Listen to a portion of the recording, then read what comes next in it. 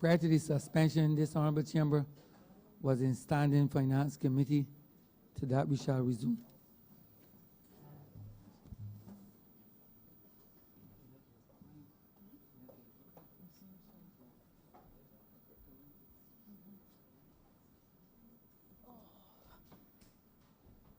Standing Finance Committee resumes with Head 82. The man that wanted to speak. Can we begin with the Honourable, well, continue with the Honourable Member from St. George North. Thank you. Thank you, Madam Chair. I waited for a long time to speak and to compliment my friend, Minister of Environment, who I believe have done a very wonderful job, both he and his team. He has an excellent team. He has an excellent manager at the Sanitation Department as well as NCC. And he has a number of technical officers who are very experienced and well trained. I listened to the debate, Madam Chair, even though I was not in the chair. Thank God for the technology. And I could not help but thinking that this is one ministry, one department that have shown that the last 10 years was really the 10 lost years.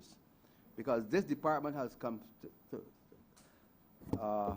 alive in the last 2 years, less than 2 years, and have really beautified not only the highways and byways, but people are now energized to be very conscious about their environment.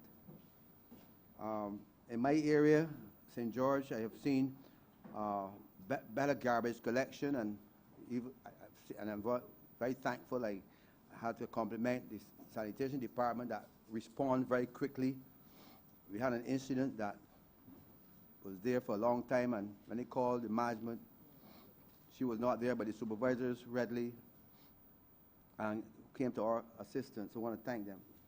But one of the things that hurt me while I listened to this debate today is the dump at St. Thomas.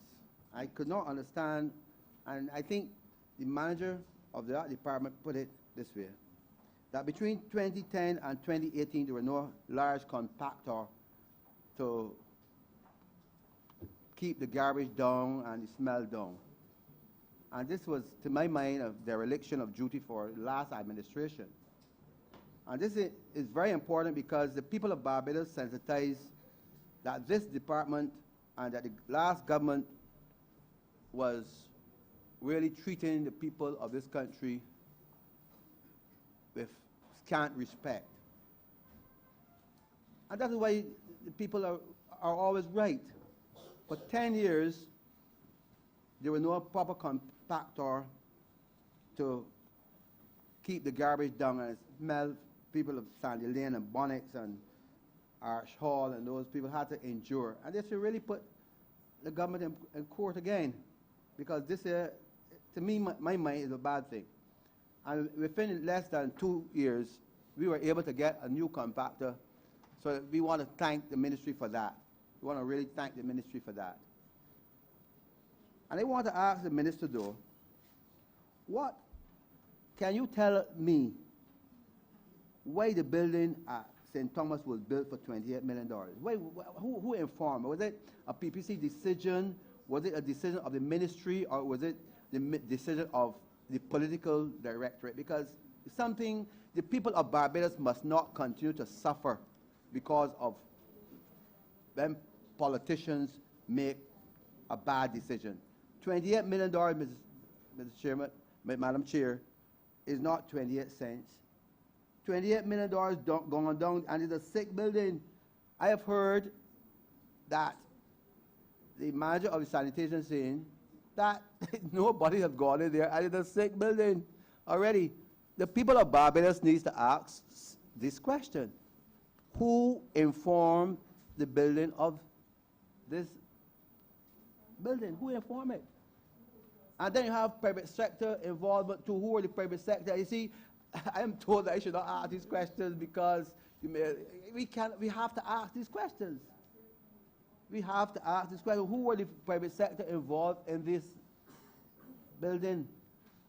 Why did it cost, and how much are we supposed to pay, and how long are we supposed to pay for this? That's my first question to the Minister.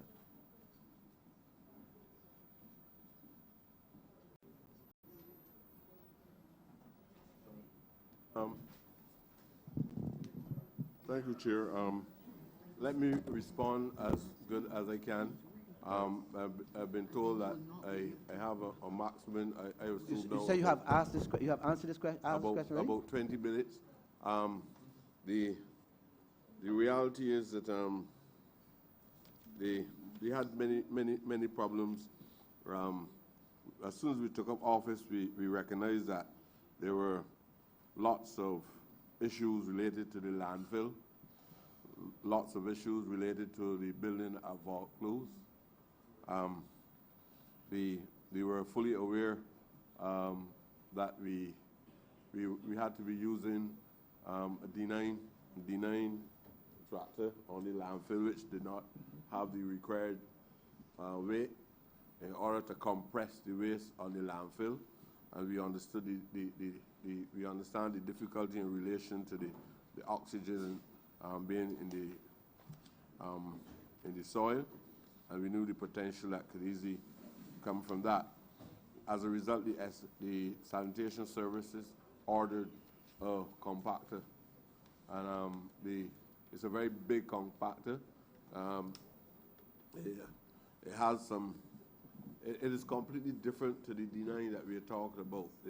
Not only weight, but the size and the kind of wheels which it has. When it goes on the landfill, it is really a compactor. It pushes the soil down. So all the air, the oxygen comes out of the soil at present. I can't tell you exactly what was happening in relation to what that government was doing, but we understand the importance of doing what we had to do at that specific time. Along with the importation of trucks, we knew that we had to also bring additional equipment, which the concerns about the trucks overshadowed all the additional equipment we had to bring in. We knew that we had a major problem with that building at Vaucluse as well. I can also tell you that there was some little provision inside the contract that placed in the hands of a member in high office of the party then that was in office called the LP. That officer was in possession of 2 motor cars, which even after they say that the building would have been handed over to us, I had to ask officers to keep a close eye and see if they can find these cars anywhere across the sovereignty of Barbados. After making a pronouncement in public about the motor cars, 2 or 3 days after I went to Vaucluse and I saw one of the cars parked on the outside of the building. I cannot even tell you where those 2 cars are now. I was under tremendous pressure for the payment of $500,000 to a specific individual, and I know that is a fact because I received the correspondence within the ministry itself, and the individual on more than one occasion asked me. I told him I have seen nothing in writing that shows that he had a contract with the SSA or with the Ministry of the Environment, and therefore he could not pay. I believe $500,000, and the individual was supposed to produce a report and all of that in relation to that building on the landfill. There are lots of not just severe acts that are not so wholesome, but infelicities that occurred on the landfill. I wish I could really go into detail. Probably at some later date I'll be able to speak more on some of the concerns that we need to address, because I don't want the public to be left with just speculation. I don't want the members of this honourable chamber to be left with just speculation and not knowing the genuine material facts related to all that has transpired in that small geography there in St. Thomas. I will speak to that at another date. Thank you. The other question I want to ask, though, is what what is the ministry doing in terms of those trucks that travel across Barbados with all types of garbage? Sometimes they don't have the net on them. It seems to me that there's no proper regulation. That offal could be dropped into the streets. You have a number of all types of things going to the landfill without any proper storage. Now, sometimes when these trucks have to turn around the roundabouts, sometimes they drop their deposits into the roundabout, and we see it often, especially with cement trucks, all types of garbage is dropped in the road. How is the ministry responding to these things? Is there any regulation, or is where anybody could do anything? I think that if you were here, and I can appreciate that you were absent, a comprehensive answer was given before in relation to trucks traveling along the coastal area. I didn't hear that question. Right, with that type of material, even waste that comes from tourist liners as well, waste from the markets. So you're saying that there are regulations? Yes, but the ministry so itself, nobody the ministry police these things? The legislation and the legislation or the legal instruments don't permit us independently to take a stand against delinquent truck drivers who are moving that kind of waste across the entire landscape. We have to work in collaboration, and I don't know, sometime in the future we look to see if we can resolve that problem by either having some kind of memorandum of understanding or some officer within the ministry that could perform the duties, but obviously functioning underneath the Ministry of Health as a Ministry of Health officer working in collaboration with the Environmental Protection Department, or we will have to make the required amendments to the legislation to give the appropriate powers and authority to the officer within the ministry to bring any charge against such an individual. But I don't only want to identify some of the negations, especially when working with private waste haulers and so on, because during the last 2 years, we could not have done as good as we did. You know when you're trying to do something good in bad conditions and with limited cash, the reality is that it would have been worse had not for the work and the contribution made by the private waste haulers in helping us to clean up the mess all around Barbados. And even if there were a number of breaches to what they were doing, even with trucks and so on, I believe that the outcome is worthy of some level of mitigation, some level of mercy, and I don't believe that we should come down in any way or even say anything to make them feel offended by the contribution which they have made. We don't even know what motives or major motive would have been responsible for a government in office to what you might believe and I might believe is being involved in a form of negligence. It might not be negligence.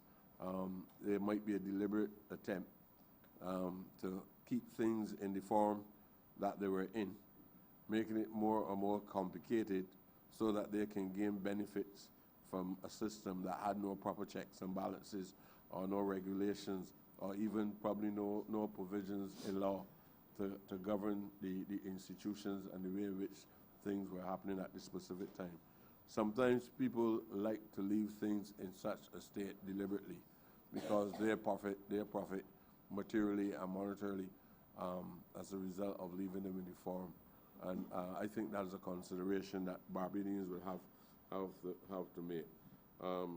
I believe that is the most I can do Thank in you. terms of responding. But I don't want to push you further because We I know have that- 10 minutes left, just to Right. remind you. I just want to ask you one last question about the Lower Estate dump. That was another dump that was illegal, and of course, my constituents would be remiss of me. It would be remiss of me if I did not ask you about the Lower Estate dump. That was done some years ago by a private developer, and I understand that the ministry had asked to stop, and I believe that something is being done because it is now, there's no more dumping at the Lower Estate dump, but I hope that your ministry will continue to monitor it and ensure that the person who did it would continue to clean up that site so that the persons in the Lower Estate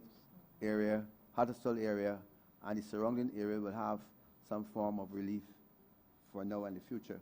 Because it appears to me that because there are no policing, people just do as they like. And I heard the member for St. Thomas made this comment over today, that in her constituency, people just dump, because there's no checks and balances. So I hope that your ministry, along with the Ministry of Health and the other departments, could ensure that we have not only training for people and sensitizing people, especially those in the schools, about the reality of our environment. We are living in a very environmental challenging times with all the respiratory problems that we are having, and therefore it is incumbent for you as the Environment Minister not only to teach people about climate change and the environment, but from the school right down, but we need to be aware of these things. And those persons who dump should not only be hauled before the court, but punishment should be meted out as desired. I can go on and on, but we only Please have don't. limited time, so I want you to be conscious of this matter because this is a very important ministry. Conrad, in the interest of time and the comfort to everybody here, I would just like to let you know that we're doing all that we can to resolve the issue at Lower Estate. I don't believe that any of the brokers across Barbados got involved in what they were doing with any ill will. And what I'm trying to do is to try to understand these challenges and work collectively to try to see how we can resolve that problem. Thank you. Honourable Leader of the Opposition. Thank you, ma'am. And I have 5 questions, which I'll put to you all at once, as quickly as I'm able so to do. And I start where the Honourable Member for St. George North took us, and that is to St. Thomas on the Vaucluse building. My particular concern is not what went down and why the building cost so much, etc., but what is the plan for the building going forward, if any? That's one question. Second question, and if anything has been said with reference to this that constitutes an answer, you can just wave me on. And that is an update on the Care Hill matter. You referred to it earlier as a very ugly experience. Governance in Barbados. So we would just humbly like to ask for an update on that matter if you're in a position to give it. There's an amount of money requested in the estimates here for a project, the Concept Bay Green project, and just to ask some enlightenment as to what that is about. The fourth question has to do with perhaps the philosophical premise which you set for us this morning. The successes of tourism, I am sure, would have gendered some of the challenges which your ministry would face with respect to sanitation services and also relative to environmental concerns. And you told us philosophically this morning that as societies evolve, populations explode, the capacity of the state to provide becomes limited and challenges and tensions arise therefrom. the successes of tourism and even the vision being enunciated for tourism going forward portends some serious challenges for the ministry that you have responsibility to lead. And I would like to hear from you, your team, what is your experience thus far? How is tourism impacting in any negative way upon the services you try to provide in relation to your capacity?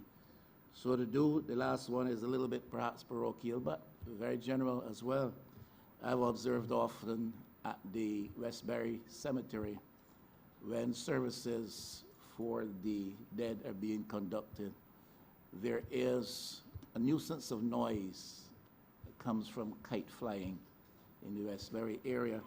I've also seen once or twice the nuisance of noise coming from loud music being played around the precincts of the cemetery.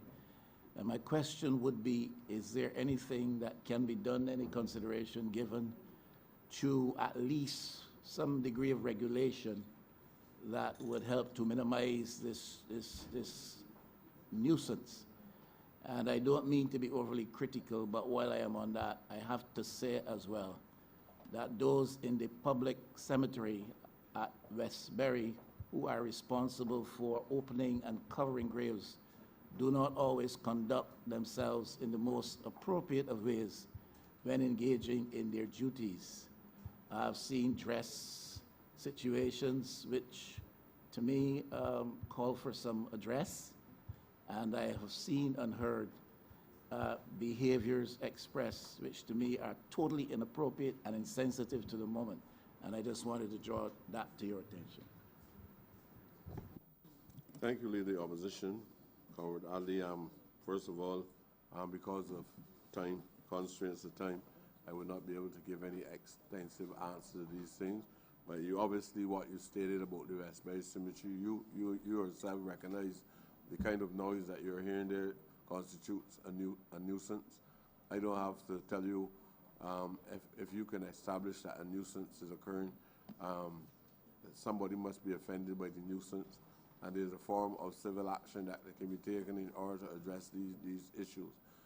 Obviously, if there's any workers that if there are any workers that are behaving in a manner that be considered injurious to the expectations and the standard that we set in the workforce, the department would address those things. So we are quite willing, if we get any reports about any specific person, because I can't tell you if it's a worker, I can't tell you if it's the members of the family, because I also know when people are in mourning, sometimes they make loud noises, and sometimes they're not rational.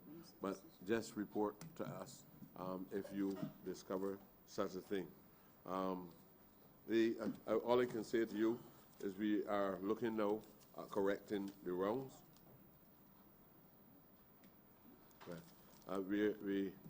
We are looking at correcting the wrongs in relation to what has transpired at the building at Vault Close. That to go into all of that, we have tried in many ways. As I told you before, there were plans for leasehold arrangement where a person would have taken full control of the building, and they would have done whatever they had to do in order to make it conducive to the service that they were wanting to offer. I'm not even sure if those discussions are completed. I'm not sure if the answer would be a very positive one, but I will try to inquire about that. The Cahill issue, what the former AG used to call sub-juicy, the learned lawyer. The matter is now sub judice. The layman knows that it's sub judice. The Attorney General of Barbados constantly repeated sub judice, just like other persons were told the word is not physical, the word is fiscal, and they still say physical. So we had a very strange group with a very unorthodox understanding of the English language. And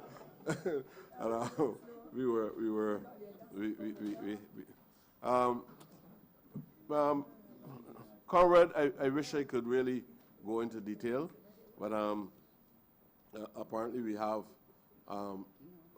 finite arrangements for how long we can conduct these affairs. I've been given notice that I must now summons up.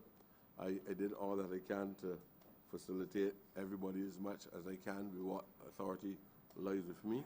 I now want to express my great gratitude to not only those within earshot of my voice within these chambers, but to those within earshot of my voice on the outside as well. Those people who are listening to us on radio and on television, who are watching it on television, I want to give my gratitude and my appreciation for the level of tolerance that they have shown over the last 2 years, the appreciation for the challenges which we have been going through the Ministry of the Environment, and I want to thank them, and eternally so, for enduring the challenges they too had to face in the circumstances. I also want to thank everybody today for making sure that they keep this debate as relevant and directly to the point, with not much of it, and I will hope if there's one person that would have contributed to things that are extraneous, it would have been me, and I apologize to myself under those circumstances. But in general, I think we had a good debate, and in general, we try to accommodate everyone, even where there was some challenges from the coward leader of the opposition. We did all that we can to make sure that he's very much You part. still had a couple questions to answer.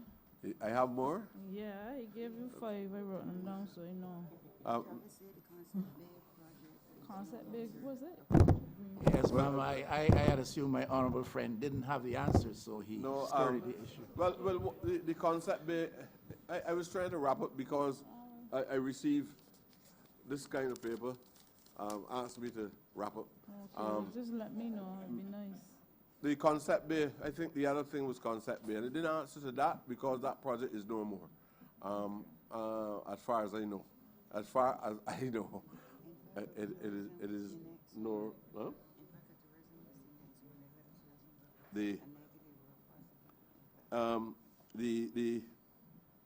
I've been informed because of my lack of retention.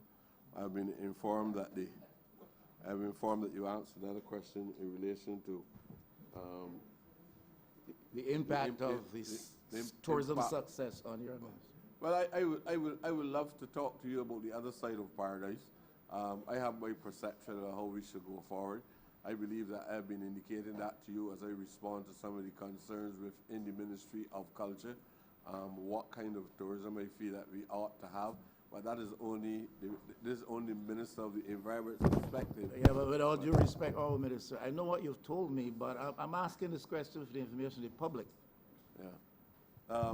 Well, I believe I still have a duty, especially if I put in a hard alternative. I still feel I have a duty, and the public would quite understand, because I believe that we're at the level of intelligence now that people understand. Sometimes in this business, there's a form of role playing, and sometimes, and you know that well in the church, there are certain things that are expected of you. Though there might be other temptations, sometimes you're guided by the principles of the church, and as a result, those external factors keep you in line. That you respect all moral principles regardless of how strong the temptations are. In the circumstances, I would not go outside to say exactly how I feel, because based on the principles of collective responsibility within the cabinet system, I would not do that and then create unnecessary antagonism within the cabinet setting. I promise that I will have a word with you, and I will speak about it in public at the appropriate I totally understand, ma'am, and I accept that.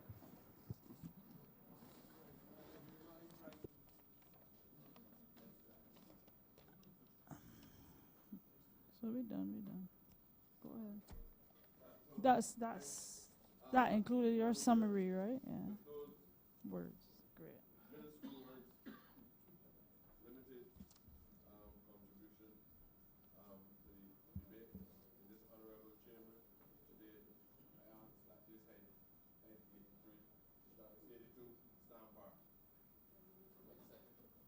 Question is that head 82 in the amount of $89,113,756 stand par. All honorable members in favor, please say aye.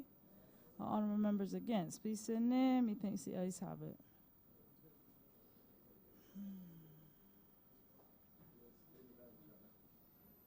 Oh, loss. That was a rough one.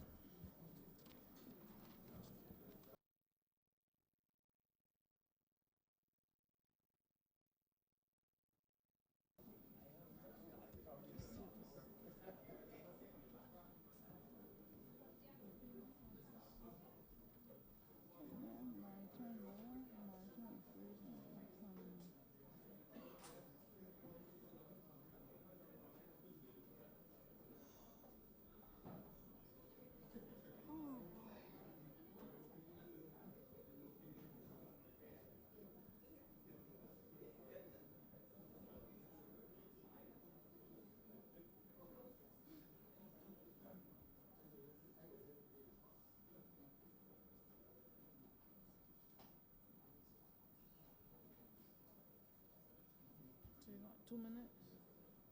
2 more hours?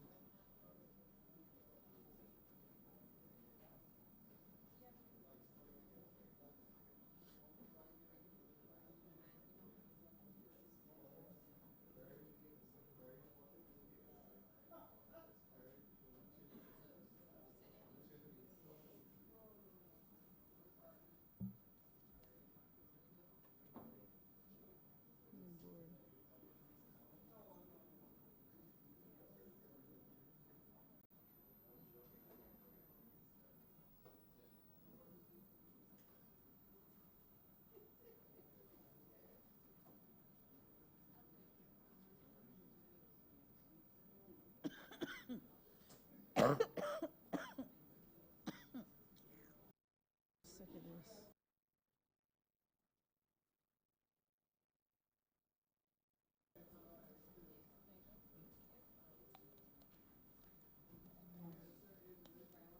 You're driving me nuts, man.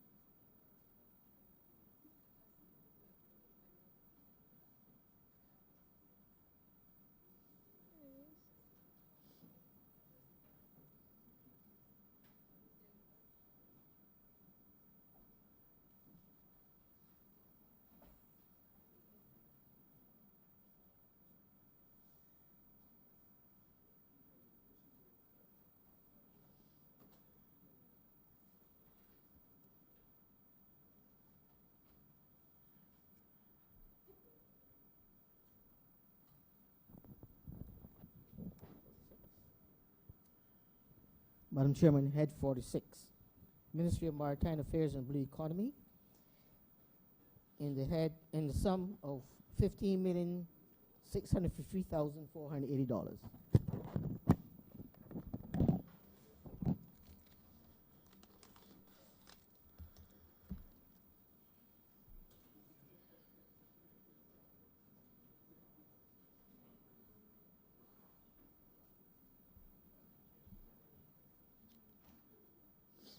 Madam Chair, I beg your permission to allow my staff to join me, please. So granted.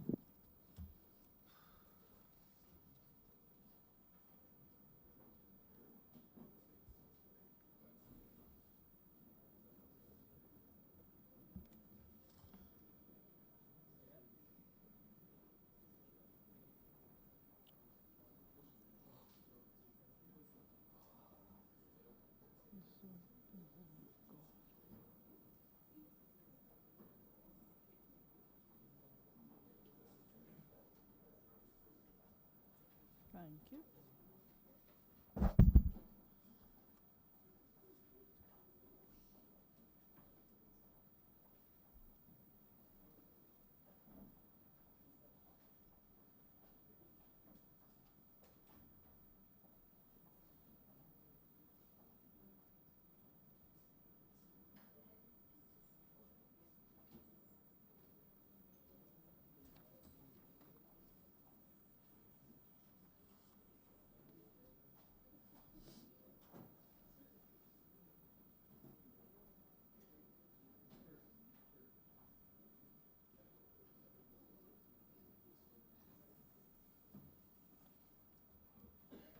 Honorable Minister, you're invited to introduce your team, make your opening remarks, and ask to move the head at the end.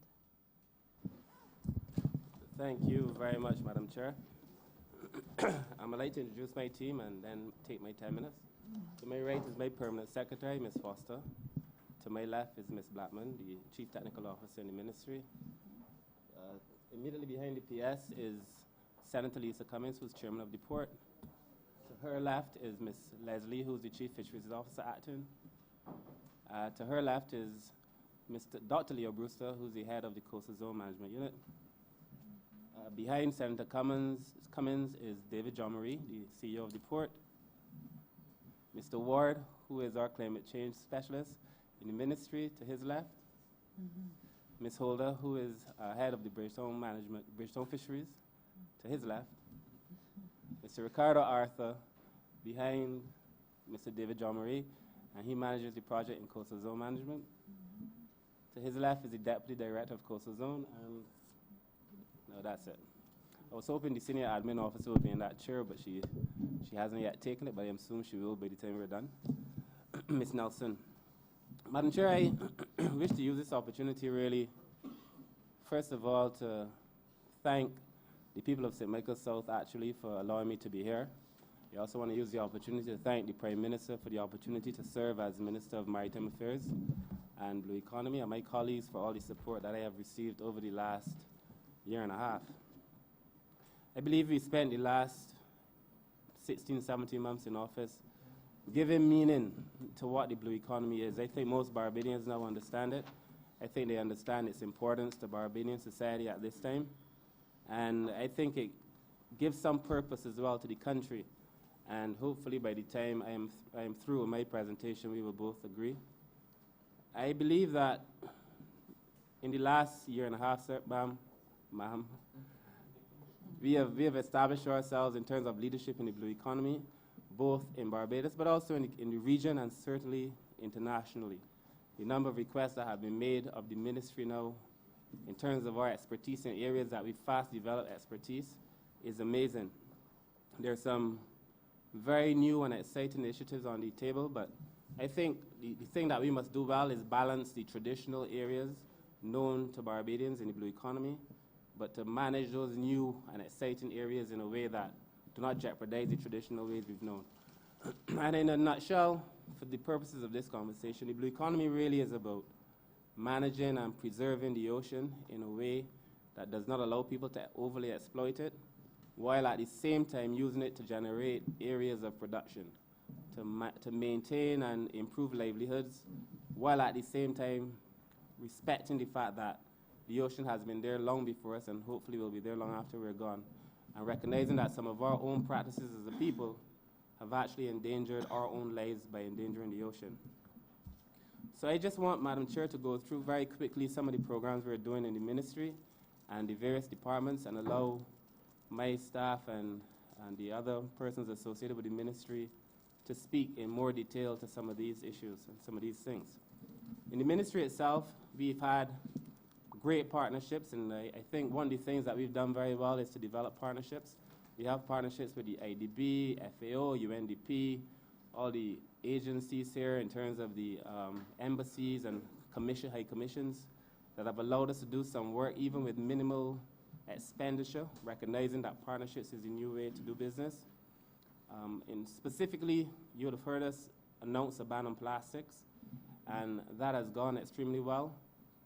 We've done so in a way that I believe respects the fact that Barbados also has persons who had imported some of the petroleum-based plastics that we banned, but also manufacturers of plastic bags, whom we try to bring along in the process as we rolled out on this principal position in relation to the banning of petroleum-based plastics. Indeed, in 2 weeks' time, we were supposed to be in London speaking to the Commonwealth Clean Ocean Alliance about our ban on plastics, which many in the world, including the UK, have now set as a best practice. Obviously, circumstances in the world, as well as our own estimates, do not allow us to go, but the circumstances in the world have everyone thinking now about traveling. Secondly, Madam Chair, we spent a significant period of time pursuing a debt-financial swap, and I will speak to that in more detail later.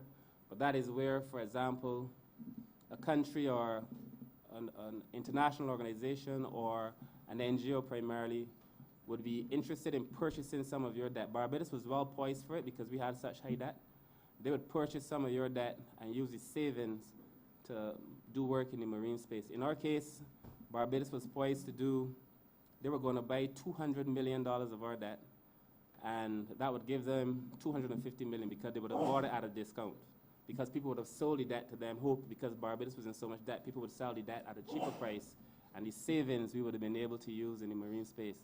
But the truth is Barbados performed so well that nobody is selling Barbados' debt, which is kudos to the Minister of Finance and the ministers in the Ministry of Finance for doing such an excellent job, because our debt is not trading at a discount. But for me, it meant that I could not get the additional money to do work. Thank you so much. To do the additional work that I wanted in the marine space. We also came in and found a situation where sargassum seaweed was rampant. It still is. But the issue was that there was no real management plan for the sargassum seaweed. No real one in the ministry anyway. And we brought together a management plan that sees us working with the Defense Force, the NCC. UNDP has also helped us with the plan. We've been able to acquire in Barbados a seaweed harvester, which is a boat that would actually take the seaweed directly off of the sea. And it's going to be a game changer for us in the fight against the seaweed. We just worked on establishing 2 marine labs, marine biotechnology labs, where we will work on processing that seaweed and trying to see what we can convert it into in terms of a productive end as well. So we are not only working to get rid of the seaweed, but to find meaningful ways to convert the seaweed into something that is also very useful. So those are a few of the things that we've done so far in the ministry. As well, we've been working with the FAO and the Argentine Embassy on a fish silage project, where we decided that instead of wasting all the fish offals, I heard in the Ministry of Environment people talking about the offals being thrown in the dump. If we could take those offals and convert it into something as well. So we've been working on that in the ministry, and we have had some fairly positive results. As it stands, Cardi is now leading the battle for us in relation to that regard. In the port, and I'll go through these examples very quickly, Madam Chair, so we could get into the questions. But in the port, they've been doing some transformational work. As you know, we inherited a situation where cruise and cargo, for many years, for time immemorial, in Barbados hasn't been separated. And we made a promise as a government that we wanted to separate cruise and cargo. Those conversations are advanced. We had the hindrance of old contracts that were signed before we came into office, some that we did not think were in the best interest of the government that we are renegotiating, while at the same time having conversations with new partners about building out new contracts so that we could separate cruise and cargo in a way that is favorable to Barbados. And I think that is the significant difference between what we are doing and what was done. We've also had a town hall meeting to launch the cruise facility in the north. It is our intention there to be able to hold small cruise ships, mega yachts, and to be able to develop that concept for a few. I think as it's proposed, we're thinking about $40 million, but that will be a tentative arrangement, and that is going to be through PPP as well. So we will see how that evolves. At the shallow draft, we also want to be able to have small yachts there as well and allow more vessels in at the port. Right now, I think they can only accommodate about 50 vessels. So that as we expand, we have the facilities to be able to accommodate the vast expansion that we're doing. And I think very importantly as well, also at the port, we're looking at a haul-out facility. Barbados currently does not have any real haul-out facilities for vessels. We have one at Concept Bay. I'll speak to that in a minute, but that needs some repair. But this is one, and by the time I'm through, Madam Chair, you will hear that we will have about 3 proper haul-out facilities. We also want to do a berth in the port, cargo berth in the north, that would allow us to handle bigger cruise ships. As you know, the cruise ships are getting bigger and bigger and bigger.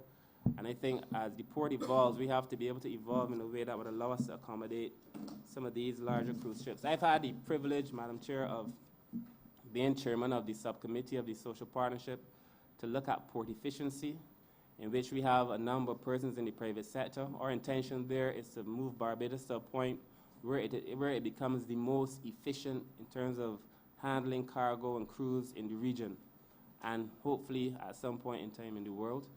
And to do that, we have regular meetings where we look at the containers, how many are in the port, why they're still in the port, how many have been cleared, how many have not been cleared, which ones are stuck in customs, which ones are with the brokers.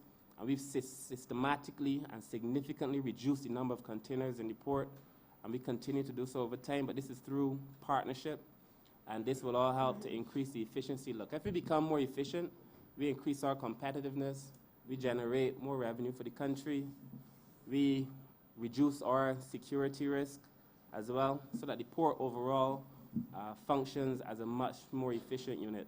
In terms of fisheries, Madam Chair, we are amending some fisheries policies to issue licenses for fishing. Right now, pretty much anybody could fish, but we want to make sure people have a license when they go to fish, because it would allow us to manage the situation as well.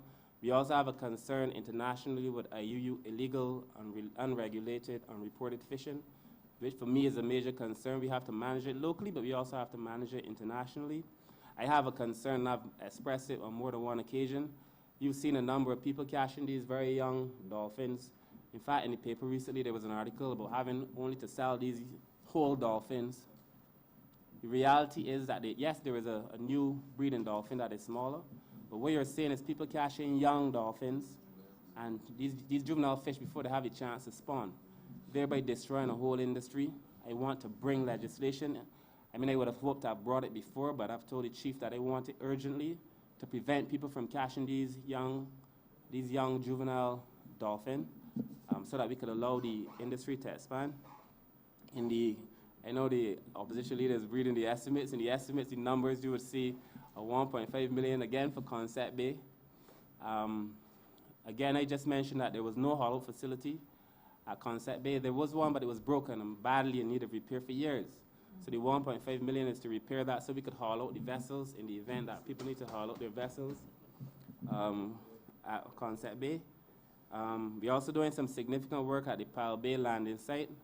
Madam Chair, we've had a town hall meeting there as well that will see the Pile Bay site is in desperate need of repair. And we're going to transform the site. The drawings are outstanding, and we're hoping within the next month to begin the work there at Pile Bay, and also to do some fendering and Bridgetown. So there are a number of things. In the markets, Madam Chair, the markets to me are, and I say it all the time, but they are the most glaring example of the neglect of the people by the last administration. Because you could pick any of the markets, or could have, because we repaired a few, but you could have picked any of the markets and found the markets in a tremendous state of disrepair. We've already started doing work at Spikestown. We've transformed Spikestown. We've done significant work at Oystons. We've also done significant work in Bridgetown. We're about to start Tent Bay. And hopefully before the year is through and during the next financial year, we intend to do some work at Paynes Bay and Concept Bay and do the drawings for Western as well. So we're going to be doing a number of markets over the course of this year while continuing to work on Oystons and Bridgetown, because the amount of repairs needed there are just so significant. We put Skeets Bay out to RFP, as you know, Madam Chair, to find the best use for Skeets Bay. And we could discuss that further. In shipping, and I will wrap up now. In shipping, Madam Chair, we have done also some work. We came in May 2018, and Barbados was audited between June 23rd and July in 2018 as well. And the audit found that there were a number of areas where Barbados fell down, so we have a corrective action plan that would, once we stick by our action plan, it's going to bring Barbados in line with these international regulations. I have great hopes of seeing Barbados represented on the IMO Council, the International Maritime Organization Council, in the near future. We're going to make a bid soon, but doing this work is all part of it. Generate more funds from the registry as well. I think we can do it. We've done also the Maritime Single Window, which the port, in conjunction with the ministry, is working on. This would allow us, Madam Chair, to expedite business in the port. You have a single window whereby you come and you do all your forms online, and once you've done it one place, it allows you to come through. You're keeping the forms are consistent from port to port. It allows us to be ahead again of the game in the Caribbean. Everybody has to do it. We're just hoping to be ahead.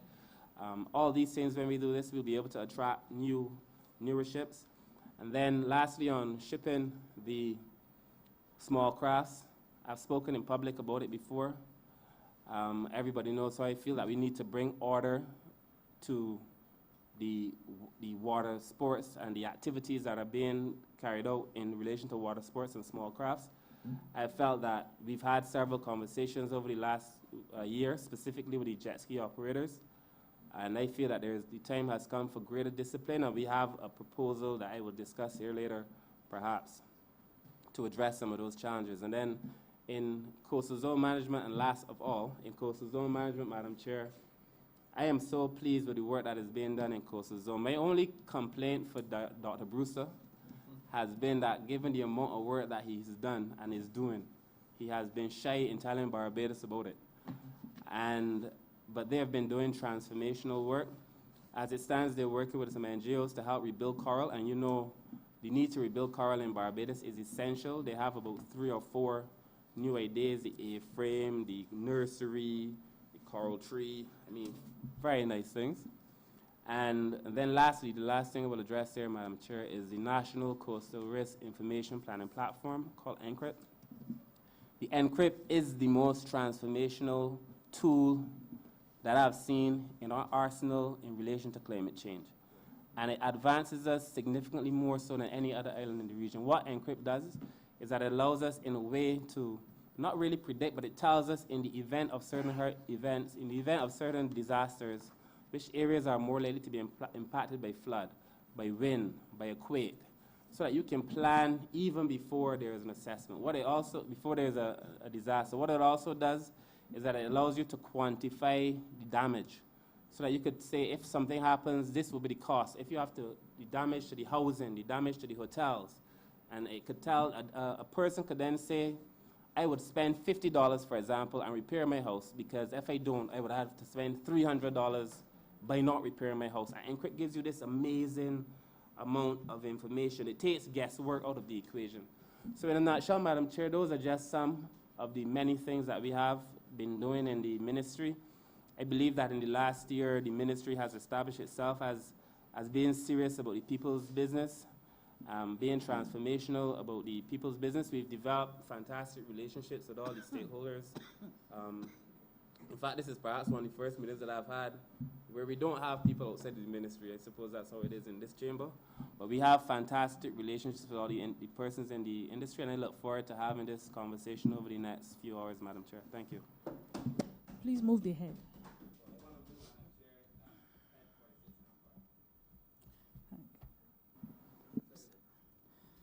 Honourable Leader of the Opposition.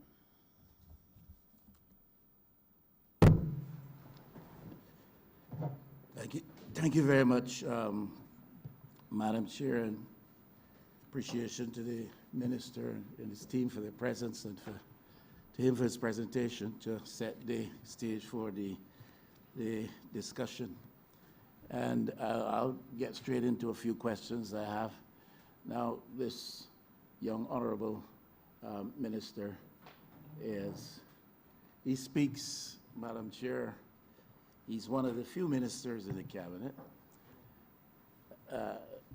He speaks with a very visionary tone, not just outlining or enunciating programs, but setting the programs and goals of his ministry in the context of some sound philosophy, ideology even. And I applaud that, and I think that that is the way it ought to be. So my first few questions, and perhaps my only questions for this evening until perhaps next time we meet, stem from my view. That is his approach to things. Now, correct me if I'm wrong, but it would seem to me that this ministry is, let me put it this way, requesting a smaller vote than was approved for it last time. I may be reading the figures incorrectly. If I am, please put me right. Put another way, it would seem as though the Ministry of Finance is prepared to give this ministry a smaller vote than it did last time around. And if that is true, I'm a bit surprised at that, because it is a new ministry with significant potential for contributing to the Barbados GDP. The digital creative economy, perhaps elements of energy policy going forward. But with this, additionally, I think are 3 significant areas for growth in the Barbadian economy. And therefore, if that is the case, that the vote is smaller this year, I would want the minister to give us a view as to how he looks at that particular matter. He spoke in broad and general terms, understandably. It's just his opening statement. But I hope that with some degree of specificity, as he continues to address the matters before us, he would identify for us the indicators in these estimates which speak clearly to the development of blue businesses in Barbados. Clearly, and in some instances in fairly primitive form, we have established some blue businesses in Barbados, obviously. But the potential is there for a whole raft of blue businesses to be developed if this ministry is properly funded and given proper leadership. So from the estimates, the numbers here, if he could specify some of the indicators that point to plans for the development of blue businesses in Barbados. Now, philosophically, historically, Barbados' economy has always reflected a degree of imbalance, a disparity based perhaps on class and what I call facilitated privilege. It is perhaps new areas of economic activity, a new ministry such as this, that can set the platforms for balancing the disparity, addressing the disparity existing between classes in Barbados where the privileged take the cake, the not so privileged may be afforded the crumbs. I'm putting that in very crass language, but I'm sure the honourable member understands. And if he can tell us in clear and succinct terms how his efforts here, as outlined in these numbers, will seek to bring some redress to that particular matter. I'm sure he's going to, beyond referring to some specifics in his summary presentation just now, outline for us as clearly as he can a comprehensive strategy, 3 or 4 planks of the comprehensive strategy for the development of for the program of the Ministry of Maritime Affairs and the Blue Economy in his efforts to spur growth in Barbados, gender context where we see new businesses coming on stream and flourishing, where the unemployment situation is addressed, where foreign exchange is earned, where perhaps new strides can be made into new areas for potential export. A lot of words, but I'm sure he understands. And I will pause there for now. Thank you very much, Honourable Leader of the Opposition. Last year we were given in total $22,168,693. This year we have $20 million. It's a decrease of $2 million. And the reason for that decrease is simple. We had a project that we were working with the IDB. That project comes to an end. Part of it was that Barbados had to make a contribution to the project. And because the project comes to an end, we no longer have to put in those additional funds. So that is just in relation to the project. What we've done, because we felt the project was important, is that we've brought the staff of the project into the mainstream public service. So they now become public servants, and we will continue with the work. It's a lot of the work related to the NCRIP program. So in essence, the work of the ministry has not even nearly been compromised. In fact, it has been strengthened because we brought all the persons into the public service, 1. 2, in relation to the question in terms of the businesses that we are hoping to be able to create, the truth of the matter is that a lot of what we have to do in Barbados, government has to understand that its role can no longer be to be the provider of all things. I think one of the things that we have to be able to do is to help people develop as a business, help facilitate business, but also across the ministries, there are various things that are happening. For example, there is a aquaponics program that we did in conjunction with the FAO. That program, and I made a cry before, I'm making it again. There are 40 positions now that we would be willing to have persons who are willing to have businesses in aquaponics come forward, and once they recognize male and female, and to fill these places and be able to start their own business. We've been working with the Ministry of Small Business to offer a trust loan, so that while you do not see those funds recognized in these estimates, of course, the provision is made in another estimate to be able to offer small loans to business people, so that through the Ministry of Small Business, these loans will be made available to the persons who are interested to be able to start the business. So again, we're not working in silo. I think the Honourable Minister of Energy said we are one government, and indeed we are. So we'll be able to use those funds to be able to do that. I spoke briefly as well about the marine biotechnology labs, where we're taking the sargassum seaweed and trying to convert it into something useful. This again will create opportunities for persons. We're now working with a number of very bright young people who are doing amazing things with the sargassum seaweed, be able to generate revenue from it. There are a number of persons here, for example, I know everybody knows by now Oasis, who are taking the sargassum seaweed and making a soap from it and other products. We want to be able to strengthen them. There are other persons who are using the sargassum seaweed to make fertilizer. We also want to be able to work with them to be able to strengthen them. So while you will not see that spending here, there is that relationship being developed. And we're working with a number of international organizations. For example, UNDP is funding, in conjunction with the ministry, a number of these things. So that as we flesh out the ministry, it is our hope that through our partnership and through our facilitation, and not necessarily our expenditure, we'll be able to build out some of these businesses. The truth is that even with all the combined effort, in terms of what we're doing with sargassum seaweed, we are still treating to less than 1% of the total amount of seaweed. And I am more than willing to work with young people who have new ideas to help us address the sargassum seaweed problem. There is a Barbadian now in New Zealand whom I met with, who we are hoping eventually to be able to work with as well, to be able to convert some of that into a biomethane gas. Again, that's another area of small business that we would be able to see develop in relation to this. But if the Honourable Leader of the Opposition also asked about our vision and in terms of our overall strategy, this is the approach that the ministry took. When we came into office, we analyzed, and we're still working now with UNDP and IDB to fully strategize in terms of the areas that we would be able to generate even more significant revenue. But there were 4 pillars that we felt that were important. Health was one, both in terms of health of the ocean, where we're looking at what we can do to make sure that the ocean is healthy, but how having a healthy ocean can make human beings healthy. So what would be the activities, the kind of fish? When we ban plastics, for example, we know that a significant amount of plastics are now found in the fish. So health was one. The second was transport, marine transport. That's why we're talking about berths and jetties all around Barbados, so that we can move people along the coast, but also to be able to move cargo, take some of that bulk off of the island's roads and move it on the ocean as well.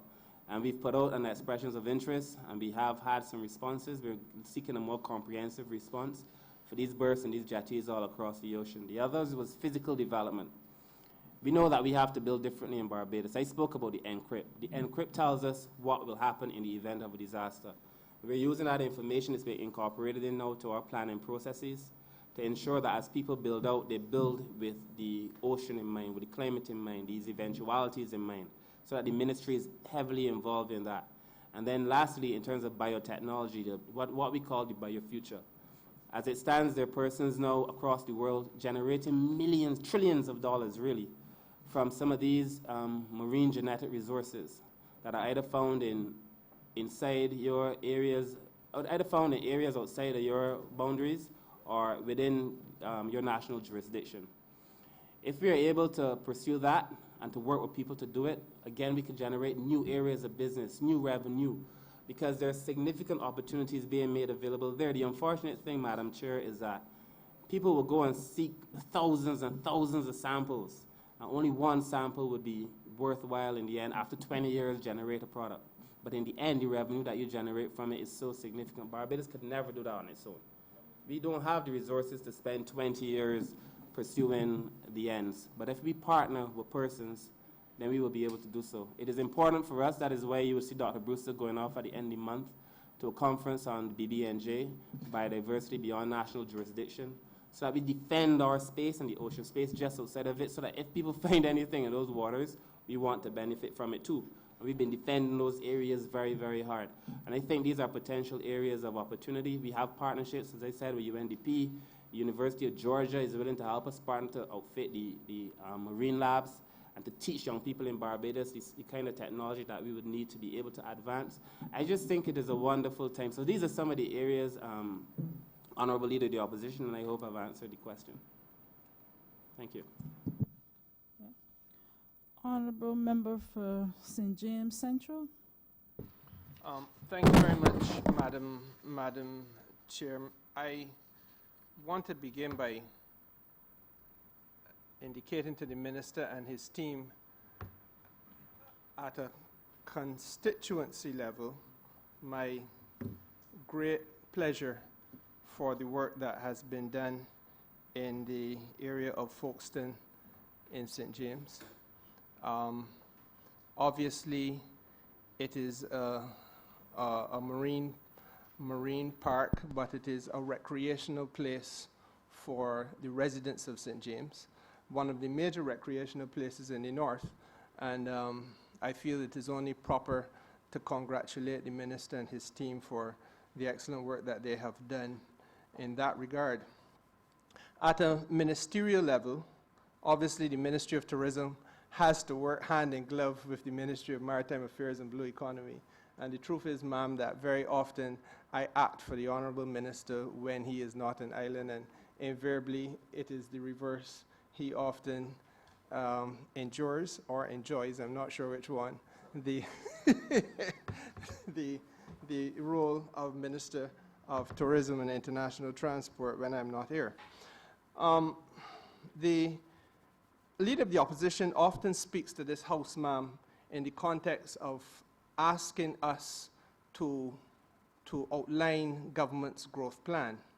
And I think that this ministry provides an excellent opportunity for a very direct answer to be given to the Leader of the Opposition. The conversion of seaweed, for example, into derivative products is but an example of the way in which this ministry is able to harness all of the possibilities existing within a 200-mile exclusive economic zone, which translates into a marine space that is 400 times our land space, and therefore in turn further translates into tremendous opportunity and potential for this country. The unitization agreement that was just done with Trinidad and Tobago, again in the energy sector, is a further example of the way in which the marine space can give life to new opportunities.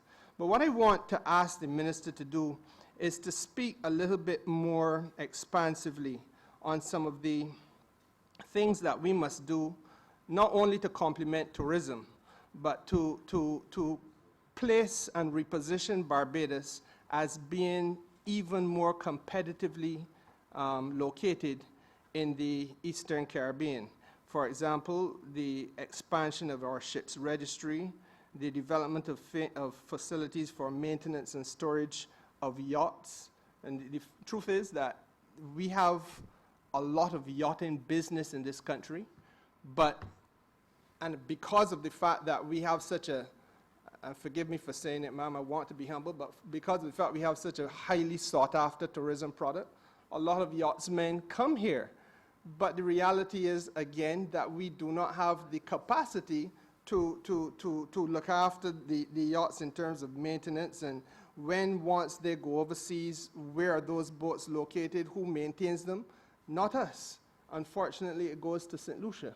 That is business that goes a-begging, and that has been a historical challenge for this country, ma'am. Now, I think it is an opportunity here for the Minister, who I know is looking at these matters, to speak extensively to the way in which they can be corrected. And the only other thing I would add, because I don't necessarily wish to come back, is the issue of the progress with regard to jet ski operations and the ministry's ability now to become an efficient and effective regulator of a maritime transportation sector. And again, it corrects or is positioned to correct some of the long-standing structural challenges that Barbados has had. We have a marine space which is enjoyed by all of our locals, but it is almost as if you had the road network in Barbados enjoyed by all of the Barbadians without having a regulatory framework to properly ensure safety and efficiency and ease of the transportation process. That must now be replicated in the ocean. And not only for our purposes, ma'am, but again, I must speak as Minister of Tourism. It was only a few months ago that 2 people came here, got onto a jet ski, went off to the northern side of the island, and were never seen or heard of since that time. And if you go by only the folklore, the issues that need to be looked at are issues of maintenance, issues of proper registration, issues of proper follow-up on the requirements for operational processes with regard to these vehicles, the safety and well-being of all of their users. All of these are things that we tend to have taken for granted, but must now seriously deal with in the context of standards. And again, it is within the domain, not so much of the Ministry of Tourism. We just deal with the public relations fallout. But the corrective action takes place with this minister and this ministry, and I urge the minister to take the opportunity to share with the country what's happening there. Thank you very much, Minister. I should tell you that the word is enjoy. I enjoy every time I get the opportunity to act for you, sir, and I trust you enjoy every time you get the opportunity to act for me. That being said, I take the point raised by the Honourable Minister. I actually thought he was going to ask me about that. He will come back and ask me about that later. To answer your question, Minister, there are a number of things that are happening, I think, that are directly related to tourists. You know, we did a study was done, I shouldn't say we did it, there was a study done, and that study showed that tourists are willing to pay an additional amount of money, even though they feel that they're stretched, if 2 things happen. If the money isn't going directly to the consolidated fund, 1, but secondly, and more importantly, if that money is going toward matters related to the environment, primarily the marine space. So we know that tourists care about what is happening in the ocean. We know that if they could see us doing more work in the blue economy space, that they would be willing to help us fund it. And so with that knowledge in hand, I think that is instructive in a way. It tells us that for us, for the tourists coming to Barbados, that this particular area is a very important one. And so it gives us the opportunity to be able to work with our tourism partners, to be able to do some of the work again in this space without putting any increase on government expenditure. There is also in plans and train what we call the Barbados Environmental Sustainability Trust, the BEST. And this trust will be comprised of the public service, the government, persons in the private sector, NGOs, and it will help us manage some of these things because they don't want the funds to go into the consolidated fund. People are willing to put money. Large, very wealthy donors are willing to put money toward the ministry or toward the country outside of the government. We create this trust and we could start capturing some of these funds again to go back in to this very important space. But it's important that it is not seen as a tool for the whims and fancies of a government, even a government as disciplined as this particular government is. And so that is going to be important as we go forward. But there are a number of things that I wish to speak to, Minister, and I will try to be brief. In terms of shipping, for example, Barbados is positioned most easterly of all the islands in the island chain. And you would have heard the Minister who just spoke, as well as the Prime Minister and myself, speak to the fact that our traditional relationship with Africa the last many years ago was one that none of us really feel proud of, in a situation where we use that ocean space only for trading in people against their will. And that for some reason we haven't seen it fit to revisit that ocean space and be able to use it for trade and to be able to use it for tourism and other things. And because of our most easily poised position, I think it gives us an opportunity. I know the Minister was recently in Ghana. I know the Ghanaian President was also here. We're having conversations now about opening that space to be able to move people and move trade and cargo and to just to be able to use that space that hasn't been properly utilized because I suppose because of the mental punishment of the history of it all. But we want to trade now using that space on our own terms. And I think that opens tremendous opportunity for Barbados in terms of just being able to trade and to move tourists from off of Africa. Barbados positioned itself in that regard. But in terms of general shipping, by doing the things that we have to do to correct the flaws that we found in the overall system, the legislation being flawed, our inability to monitor the pollutants on the ship, our inability to monitor the ships generally. I think once we are able to, and we're doing it now, pass the legislation to be able to better command and control those areas in relation to shipping, we open up a new area. I mean, there are a number of ships willing to work with Barbados once we show that we are serious. And that is why by the end of this year, I was hoping by the end of the financial year, but by the end of this year, for sure, we'll be in a position, having passed significant pieces of legislation that positions Barbados as a serious place. The other thing that we are doing is the marine managed areas. The marine managed areas, for us, serve a number of purposes. Folkestone is already characterized as a marine protected space. We're making that space a little bit wider. We're now going in the west coast from Fitzvillage to Weston. And on the south coast, we're going from the Pierhead to Rockley and managing that space. What we would do, in essence, in having these spaces established as marine managed areas, that would allow the biodiversity there to replenish itself. It would allow us to monitor the water. It would allow us to be more cautious about the runoff from the land because a lot of our pollutants are land-based pollutants. It would allow us to think seriously about that space. And what that would also allow us to do is to help effectively rebuild some of the coral that is now in that area as well. We know that tourists want to see the coral. We know that tourists want to have healthy spaces. We know as well that tourists are concerned, as well as Barbadians rightfully, that the behavior of some of the small craft operators, particularly some, not all, but some of the jet ski men, that puts their life at risk. And once we manage that space properly, we will put ourselves in a position to effectively reduce the challenges that they are currently having with these operators.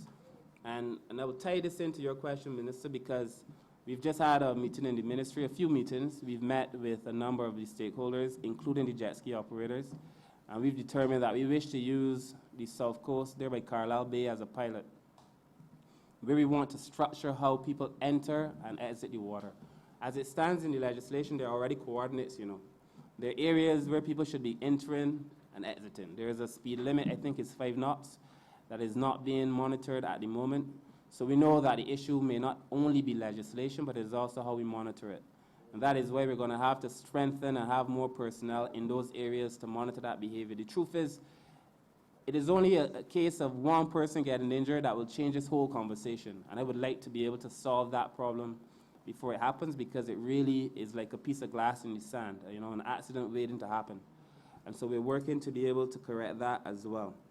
Barbados must have a yachting facility. It is mind-boggling. I would like Chairman speak in more detail to it, but it is mind-boggling to me that Barbados, with the best beaches in the world, that Barbados, that is one of the flattest places in the world, right now Barbados has breeze all through the year. There are very few islands that have that opportunity because they're butting into mountains. They don't have Barbados. You can guarantee, if you're a yachty, if you're a sailor, that you're going to get a breeze. And we don't have the facility. The reason the people are not coming here is only because we don't have the facilities, not because they don't want to do business here.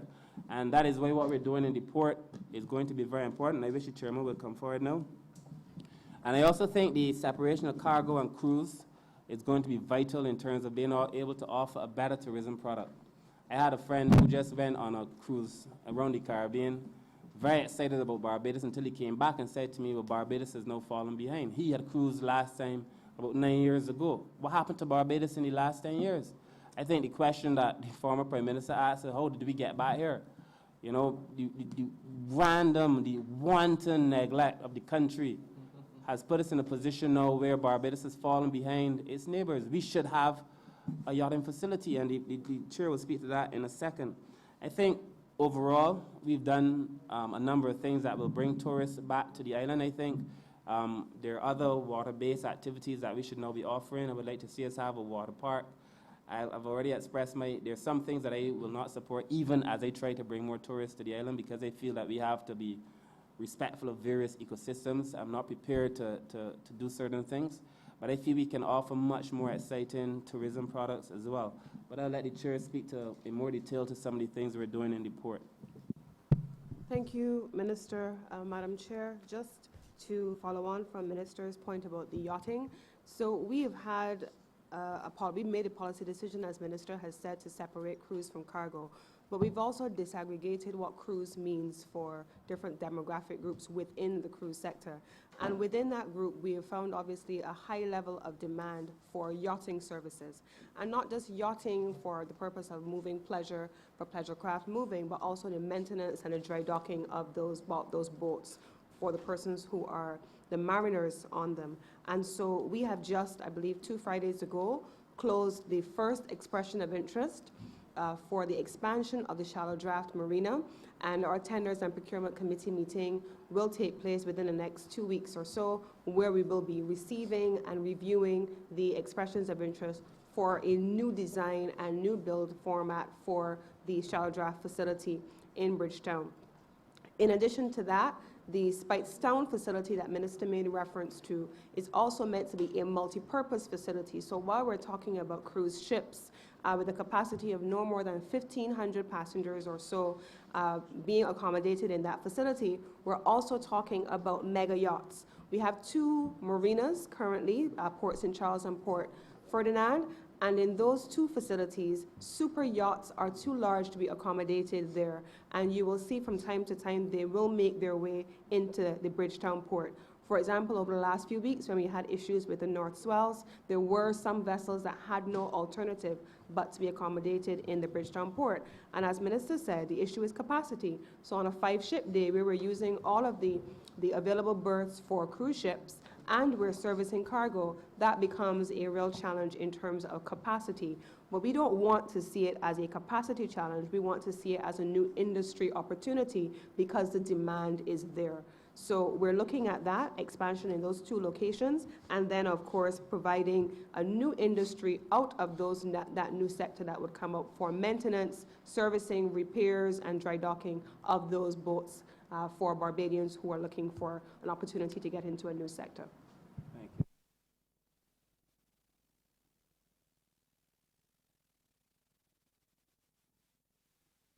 Ma'am, I had indicated I really didn't necessarily want to do all 3, but I will come back only to say that one of the things I had spoken to was the issue of the operations of the correction of the regulatory environment which governs the operations of jet skis. I'm not sure that the Minister spoke directly to that, but I would want to invite him to do so. Minister, I would let the Chief Technical Officer address the question, but just to give you the assurance that this thing has occupied me and I have occupied her on it consistently now in relation to finding a solution to this issue. And I believe she is in a position to give some detail as to where we are in relation to this matter. Thank you, Minister. Just to follow on from what the Minister has said before, we have had several meetings, at least 3 or 4 meetings with the water sports operators and at times specifically with the jet ski operators in terms of how the operations on the water. Late last year, we had a site visit to the various channels or the routes by which the jet ski water sports operators enter and exit the water to conduct their water sports activity in order to agree on the coordinates for these channels, as we call them. In our water sports order, shipping water sports order as it currently exists, there are several areas of water sports activity, but we have not defined those coordinates for which the vessels can move to and fro. And because of that, and we have had several complaints and some complaints about the manner in which they enter and exit the water. So we would have gone on a site visit with the Barbados Coast Guard, the Royal Barbados Police Force. The Ministry of Tourism and International Transport was also invited, and they did attend the site visit, as well as representatives of the Water Sports Association. And we had concluded or agreed on certain points or coordinates for these channels, which were then plotted by the Coastal Zone Management Unit. Thank you for that. We now have to just review those coordinates with all the representatives who were at the site visit.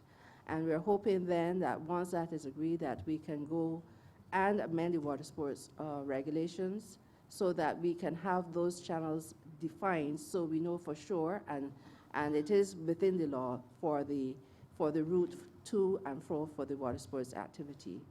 There's also been discussion of some type of GPS to be on the vessel so that that vessel can be monitored in cases of loss or any other circumstances where we're unable to locate the vessel.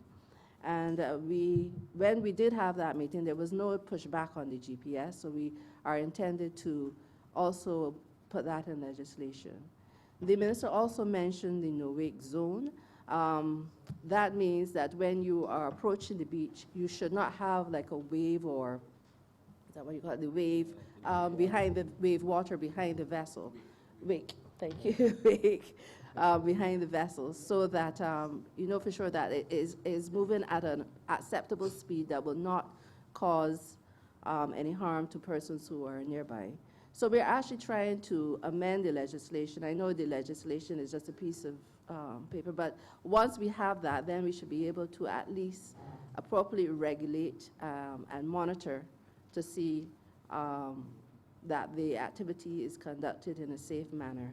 We are amending, as I said, the legislation, which will include those things, and we're also looking at the safety of the vessel, in terms of life jackets and so on, and the issuing of instructions to persons who rent the vessel to ensure that they have been given the instructions and they have accepted those instructions and it is properly documented. So coming out of the discussions with the water sports operators and with our patrols like the Coast Guard and the Royal Barbados Police Force, we're hoping to strengthen these pieces of legislation and create a safer environment for the operators and their clients. Thank you. Let me just add quickly, Madam Chair, just very quickly on the same question. Oh, say your name. I'm sorry, I'm Jacqueline Blackman. I'm the Chief Technical Officer in the ministry. Just very, very quickly, Minister. You know, I also said that we are designating properly Carlisle Bay as a marine managed area. And one of the bigger issues that we've had is most of these issues actually occur in Carlisle Bay, most of them, not all, but a significant portion of them. You called me, or was it the Minister of Energy called me during cabinet to show me a jet ski operator in my face doing figure eights and other fancy things in the middle of a space that he should not even have been. So once we properly designate with lots of persons in the water and so on, when we properly designate it as a marine managed area, they won't be allowed to be there in the first place. So that's the first thing. As long as you see a person in the space, then we would know for sure that they're already violating the law. But also because we need to have a better relationship with the Coast Guard. The Coast Guard is doing significant work for us. I make a call, a Coast Guard is always nearby, or if he's not nearby, he will find his way to do it. But I think we might need one or two persons who are based as well on the water to be able to monitor for us. But once we start structuring it, where you have to come on mornings, give us your name, report your jet ski. I mean, we have to put the structure in place, and I am hopeful, and the CTO knows, but I'm hopeful that in a month, at most 6 weeks, I will be in a position to bring this to Cabinet, but a definitive position as to exactly how it is going to look. But most of the groundwork has already been done. The Coast Guard is involved, the Marine Police is involved, the jet ski operators. We had a meeting with the BHTA, so they're also involved. We brought all the stakeholders into the conversation, but bringing discipline to that space is perhaps one of my more pressing concerns. So we will have it resolved in short order.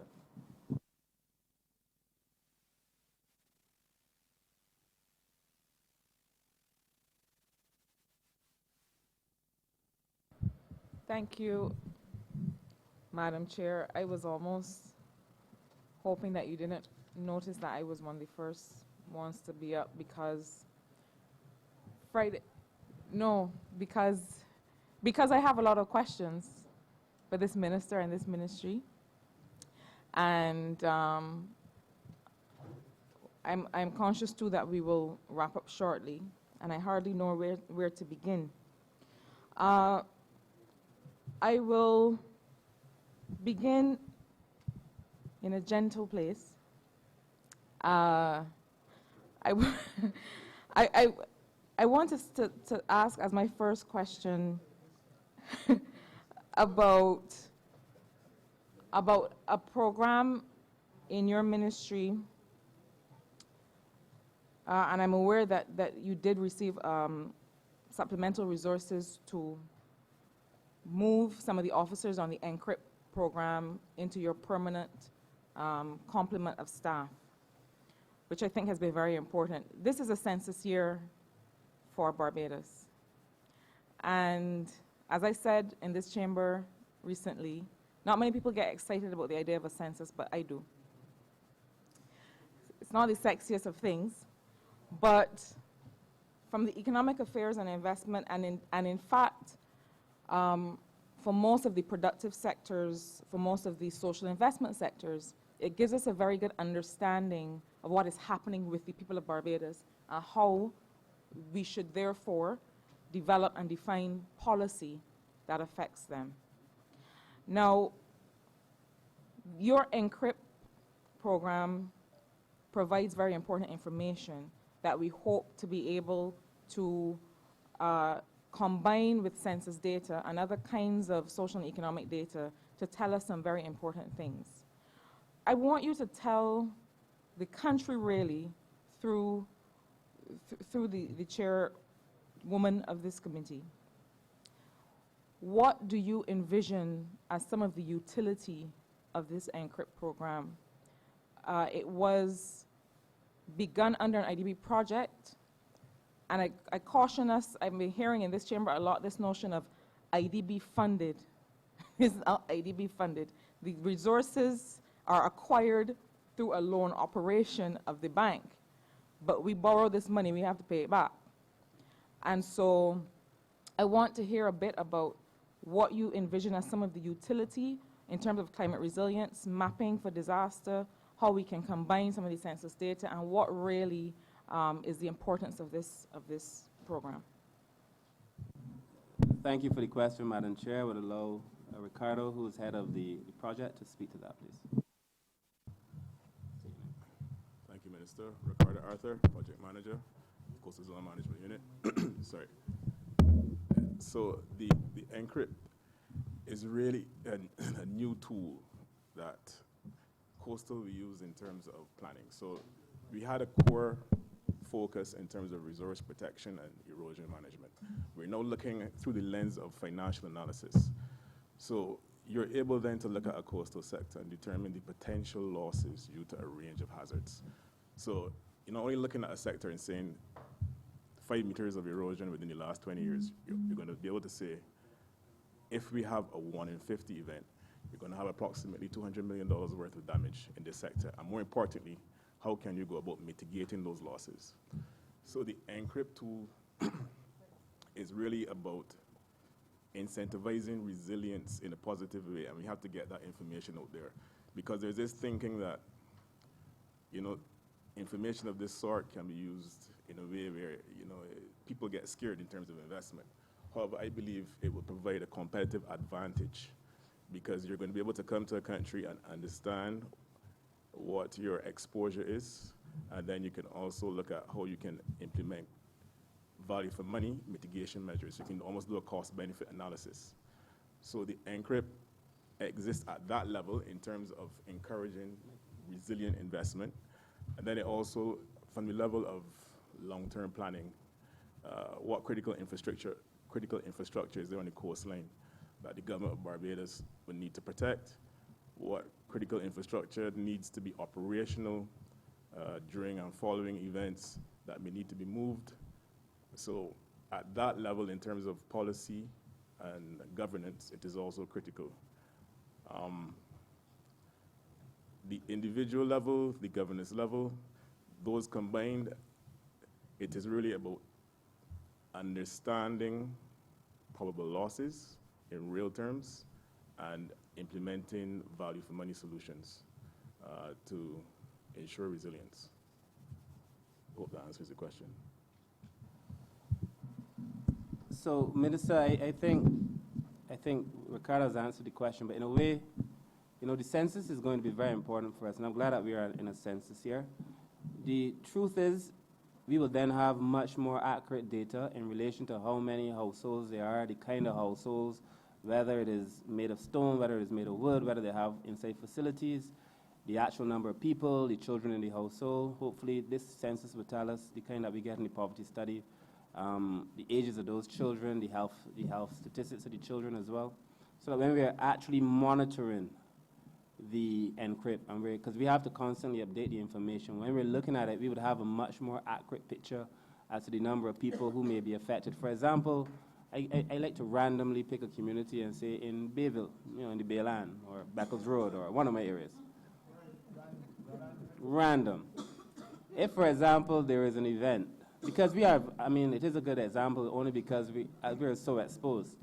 If there is an event, how many persons currently are in Beckles Road, for example? And who is likely to be impacted by that? And the census would give us all that extra information. So the census actually would be essential for feeding into the encrypt, and I hope vice versa, the encrypt could feed back into the census. But the encrypt is, you have to see it to believe it. The encrypt basically is an island-wide, gives you island-wide coverage as to the buildings, I mean, what do you call the different levels of the earth, and like where, if we were to get wind, if we were to get flooding in the Bayland and it came to a certain amount of distance into the community, how many households would be damaged? If I knew the census information, I could guess how many lives would be impacted by that. If I knew where they worked, the information from the census again, I could start to calculate some economic value. The businesses, if the potential for them to be lost, depending on whether they've built resilient or not, the capacity to bounce back or bounce forward, as I say, that kind of information would allow us to more effectively plan out as we go forward. So as a resilience tool, it really is the most important and most effective initial part of the planning process and in part of the long-term exercise as well. So I think there's a natural marriage between understanding what we do with the encrypt and the census data. Okay, my second question has to do with something that was mentioned earlier. The Honourable Minister of Tourism and International Transport made reference to building out the sectors that we can build out in collaboration with this ministry. The importance of yachting facilities, and you spoke to it earlier. But I am more interested, for the purposes of this question, in the who. I know that we spoke about a Seafarers program. I confess that I am not fully aware on where we are on the numbers that is impacting and the scope for those people to find employment in an expanding maritime sector. There are many young men and women in St. Michael South Central who are interested in new and emerging sectors. They're young men and women who, despite our best efforts, they do not want to be in a building, in air conditioning, putting on a tie and saying yes sir and no sir. They want to be outside in the fresh air, either riding a horse. And Minister, we are neighbors, and we have, we share a kind of a cohort or category of young people who have interests in very specific things that are unique to where they come from. So they want to be able to get involved in horse grooming or something associated with horses. They similarly want to be able to walk to Pebbles Beach or to some other beach area and earn an income being outside, working on the sea. And so I want to hear from you, if I can, and your team, what are the plans for really involving young people in the building out of this sector? Thank you again for the question, Madam Chair. My team again would tell you that whenever I speak, I'm speaking about ordinary people. I want to make sure that no matter what we do, first of all, we do not compromise the capacity of those who've already been in the sector to be able to live, but to bring ordinary people into the space as well. And I feel it is very important that as we build out the sector, it must not be a case where it is a situation where we almost, in a derogatory way, refer to people who, couldn't get another job, decide to go and do this kind of thing. And I think we're on the same page, Honourable Member for St. Michael South Central, because these are real opportunities. And I will give you a few. In the crew sector, for example, we are told time and time again, the Honourable Member for St. James Central would also know, and the Chairman knows, that we are told time and time again that the cruise ships would love to have Barbadians on board. They would love to have Barbadians on board. And we've been offered spaces, but they want us to train up the persons who come on to the cruise ships, if we could offer the necessary training. And that is why we currently have a program that we've been working with the SJPI, as well as the Vocational Training Board, to be able to finalize, to offer the kind of training that would put us in a position where we trained up a significant number of Barbadians to work on the ship. The last number I heard, there were thousands of positions open, as long as we start to train up Barbadians appropriately. And that is why the program with the SJPI is of such vital importance to us. And that is why we're working to make sure that that happens, and to be able, first of all, to meet that need. Secondly, in terms of the opportunities in yachting. Yachting, when we start to create the yachting industry, there are a significant number of jobs. The Chairman spoke about dry docking. There are a significant number of jobs. It's a whole industry that is built up around a yachting industry, around a dry dockyard. Persons are required to clean the boat.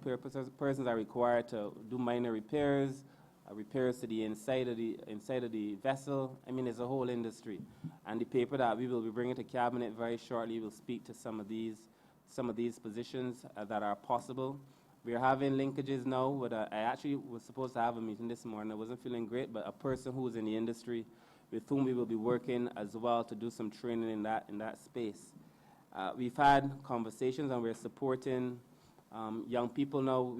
Very soon I'll be telling my honourable colleagues, and I still consider the member for St. Michael West to be my colleague, so I'll be telling him too about the number of positions that we may have for persons who are interested in sailing, for example.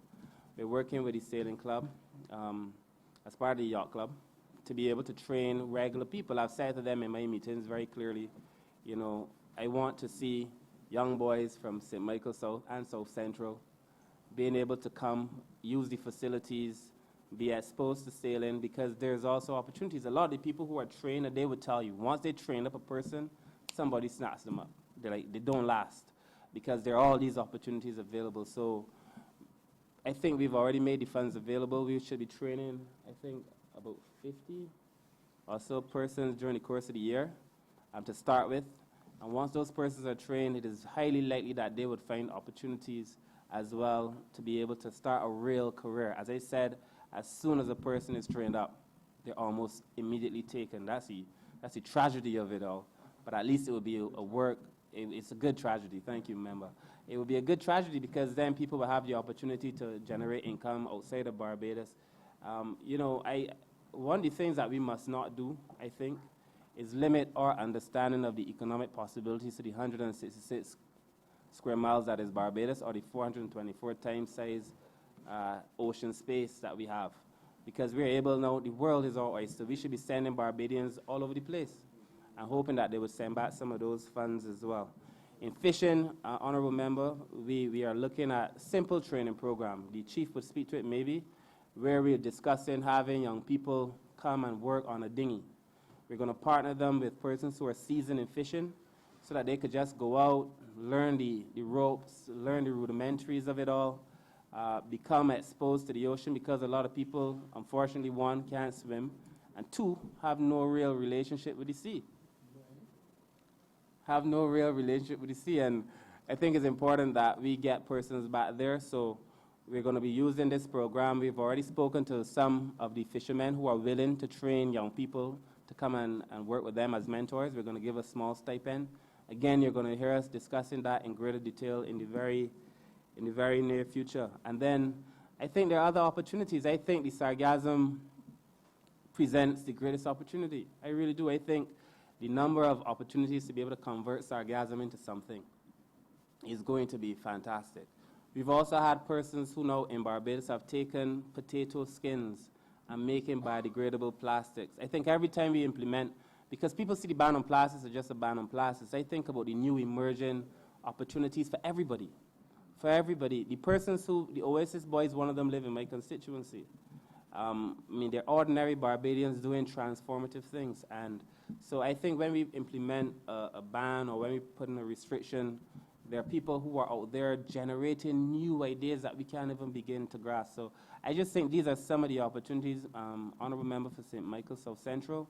And as we are partners both in the constituency and in the Parliament, I will be sure to give you more details that you may require. Madam Chair.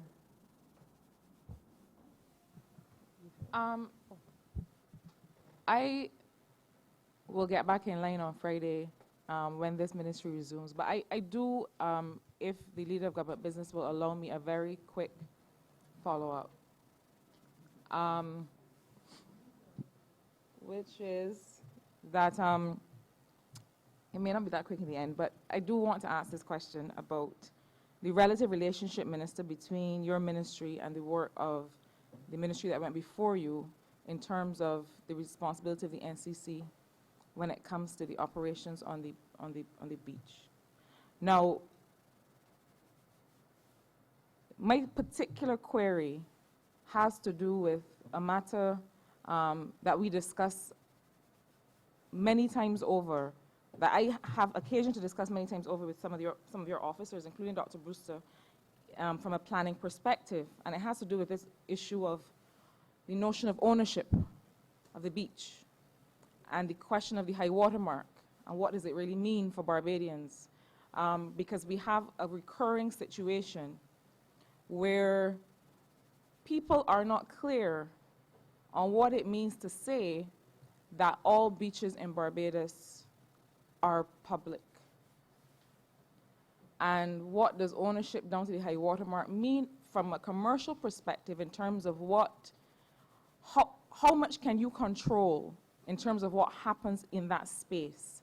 So you have situations where commercial operators are saying, you cannot come walk past this point, you cannot come and talk to your friend who may have come through this operation, be wearing a wristband, sitting down in a beach chair. You can't come and offer them one of your fish cakes that you bring from home. I think that it is, and Minister, I really don't mean to put you on the spot in this regard, but I'm asking because at the end of the day, we are here to represent Barbadians and to be able to defend the patrimony of this country. And even from an investment perspective, as I want investment and growth, and that is the reason I work in this ministry, the reason I am here in this honorable place is because of regular Barbadians from St. Michael South Central who put me here and who want to enjoy their access to the beach. So I understand that it's not a short question and perhaps not a short answer, but I needed to be able to put it on the table this evening.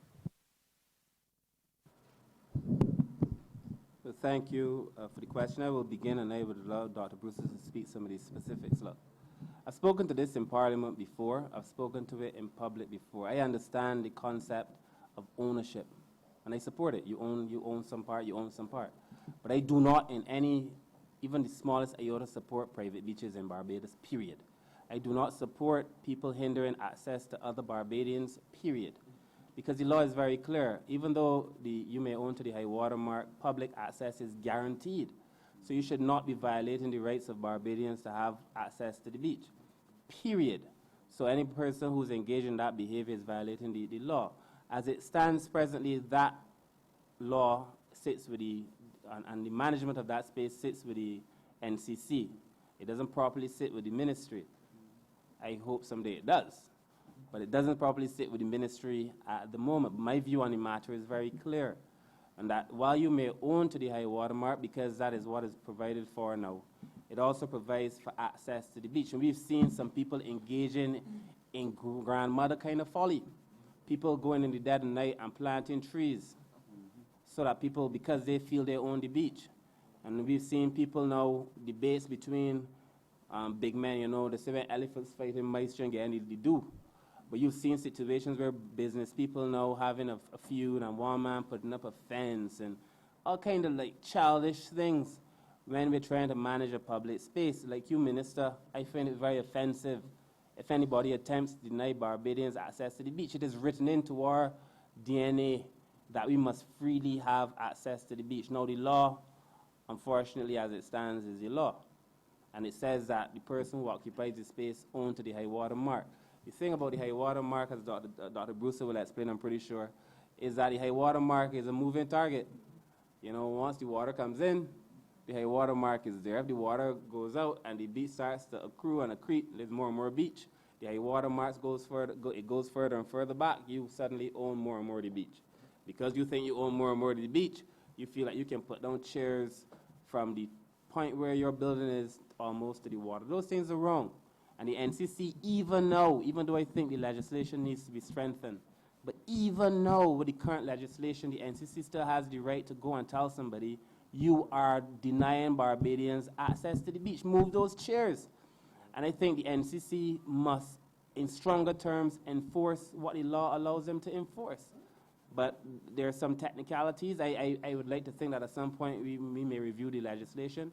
But that being said, for the most part, people who own to the high water mark, for the most part, are not really violating, for the most part.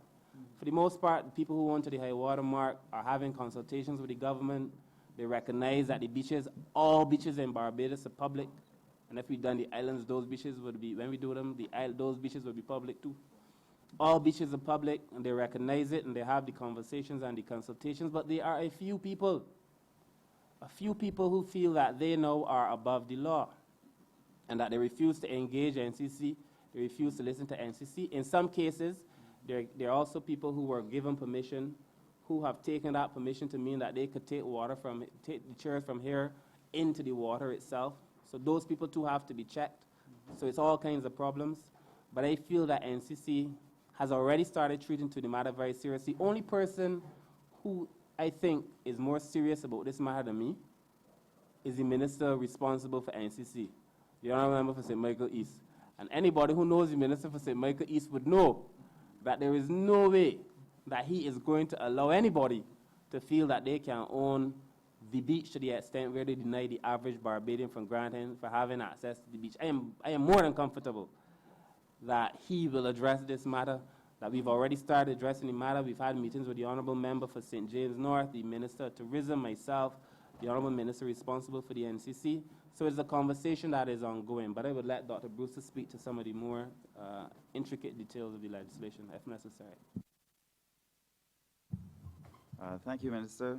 Madam Chair, Leo Brewster, Director of the Coastal Zone Management Unit. I think the Minister has pretty much summed up what I was going to say.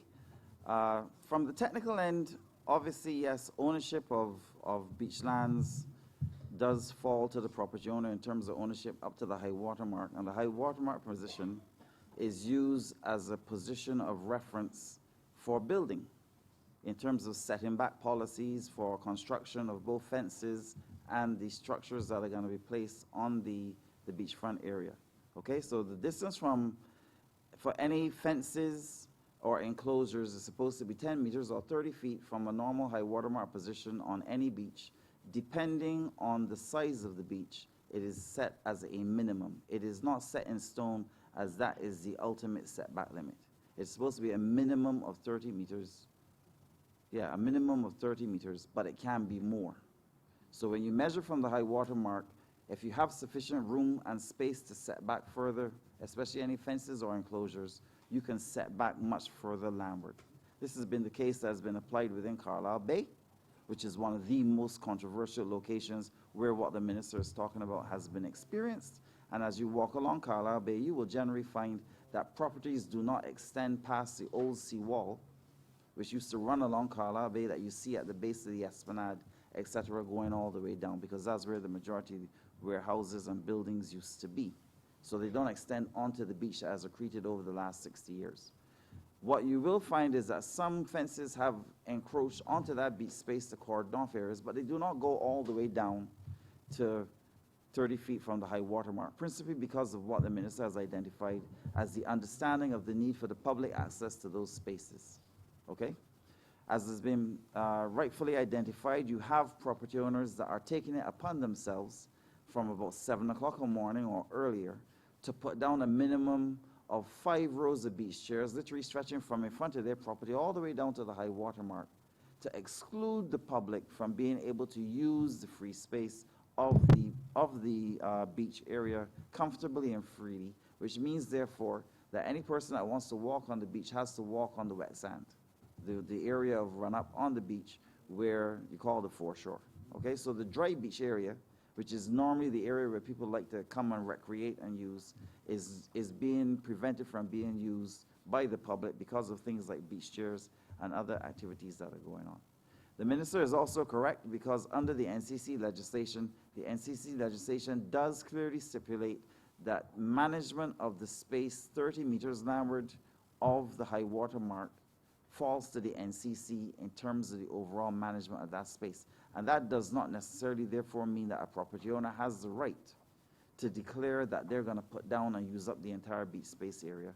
But what should be happening is that in areas where you're starting to see that activity taking place, the NCC should be entering into open discussions with those property owners to advise them as to what the law says, and therefore they can put down chairs in an area that they may deem comfortable for themselves and their guests, but other areas of the dry beach should be left available for the public to use. Okay? This has not been actively being practiced in the past, and therefore you have some of the sort of conflicts that you've experienced, as you saw up in the areas of the Crane, which was heavily documented, and other such locations where you may have a conflict whereby NCC may be granting licenses for persons to use certain areas of the beach for beach chair vendors of a public nature to occupy the same space. The other thing that you find is that in other areas, once again in places like Carlisle Bay, because you do have vacant lands adjacent to properties that already are establishments in operation, those persons do not retain the beach chairs within the curtilage of their frontage of their property. But they extend on either side laterally because there's nothing next door to them. Yeah. So therefore, you will now have a property that may have had a 50 or 100 meter frontage, extending in excess of 150 meters or 175 meters because they put chairs on either side of them because no one is next door to them, right? Further taking up space, and that is a space that technically NCC may be able to allocate for persons in a public situation to be able to rent beach chairs on, because as it stands right there and now, there's no property associated, no operational business associated with the property because it's a vacant lot.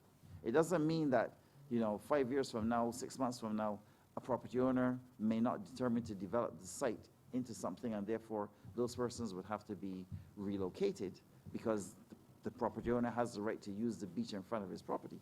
But at the same time, the level of negotiation that has to take place at the level of the NCC is something that has to be becoming more and more a mandated position where the legislation can be enforced. But as I said before, the high water mark is really and truly to identify a point of ownership of land as a measuring point from the seaward end to measure setback distances for development and construction purposes, as well as a generalized ownership. But because of the way how the NCC legislation is structured, it grants NCC the right to manage the space 30 meters from high water mark landward in terms of the area. Thank you, Madam Chair. I beg to move that you do not report progress to His Honor the Speaker and beg leave to sit again.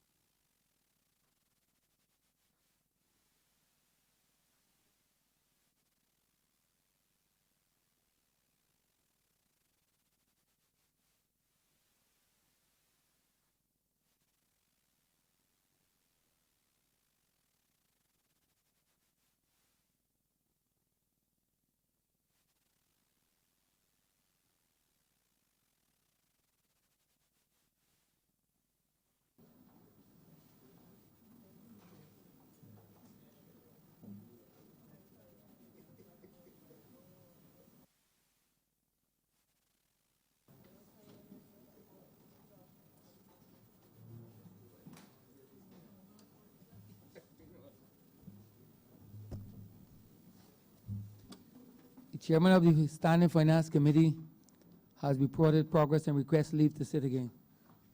Honourable Leader Government Business. Thank you, Mr. Speaker. I beg to move that the sitting be adjourned until Friday. Suspended. Suspended until Friday, the 6th of March at 10 a.m. The question is that this honourable chamber be suspended until 10 a.m. on the 6th day of March 2020. All those honourable members in favor, please say aye. Those against, please say no. We think the ayes have it.